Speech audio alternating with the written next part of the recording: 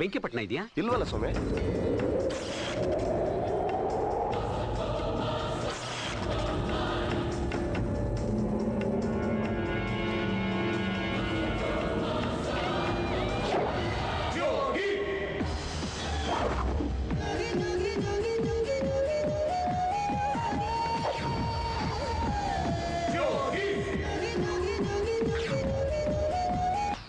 ಯಾರು ಸ್ವಾಮಿ ನೀವು?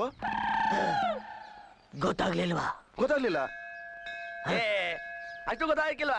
ನಮ್ ಭಾಗ್ಯಕ್ಕನ್ ಮಗ ಮಾದೇಶ ಅಲ್ವಾ? ಏನ ಮಾದೇಶ ನಿನ್ ವೇಷ ಇದು? ನಮ್ ತಂದೆ ಸತ್ ಮೇಲೆ ಪಟ್ನಕ್ಕೆ ಹೋಗಿ ಸಂಪಾದನೆ ಮಾಡಿ ನಮ್ಮ ತಾಯಿಗೆ ಬಂಗಾರದ ಬಳೆ ಮಾಡಿಸ್ಬೇಕು ಅಂತ ಆಸೆ ಪಟ್ಟೆ. ಕಥೆಯಲ್ಲಿ ಸಣ್ಣ ಚೇಂಜ್ ಓವರ್ ಆಗಿ ಜೈಲಿಗೆ ಹೋಗ್ಬಿಟ್ಟೆ.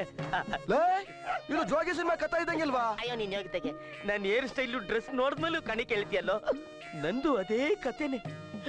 ಕಡೆಗೂ ನಮ್ಮ ತಾಯಿನ ನಾನ್ ನೋಡಕ್ಕಾಗ್ಲೇ ಇಲ್ಲ. ಅವಳು ಸತ್ತ ಮೇಲೆ ಅವಳು ಬೂದಿನ ಕಾವೇರಿ ನದಿಲಿ ದರ್ಪಣ ಬಿಡ್ಬೇಕು ಅಂತ ಬಂದಪ್ಪ. ಮತ್ತೆ ಈ ವಿದ್ಯೆ? ನಾನ್ ಜೈಲಲ್ಲಿ ಇರ್ಬೇಕಾದ್ರೆ ಅಗ್ನಿ ಸ್ವಾಮೀಜಿಗಳು ಅವರ ವಿದ್ಯೆನೆಲ್ಲ ನನಗೆ ಧಾರೆ ಎರೆದ್ರು. ಆ ಶಕ್ತಿ ನಿಟ್ಕೊಂಡು ನಿಮ್ಮ ಸೇವೆ ಮಾಡೋಣ ಅಂತ ಬಂದಿದ್ದೀನಿ.